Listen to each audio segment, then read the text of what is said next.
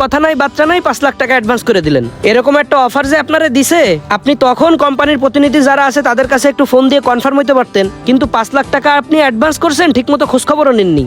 তাছাড়াও প্রতিনিয়ত আপনাদের মার্কেটে তো আমাদের কোম্পানির প্রতিনিধিরা আসে, ওই দিন না পারেন পরের দিন বা তারপরের দিন আপনি তাদের কাছ থেকে তো বিষয়টা জানতে পারতেন, আপনি তাও কোনো খোঁজখবর নেন নাই। শুধুমাত্র 30% এক্সট্রা দেওয়ার লোভ দিছে, আর আপনি তাই 5 লাখ টাকা তারা অ্যাডভান্স করে দিছেন।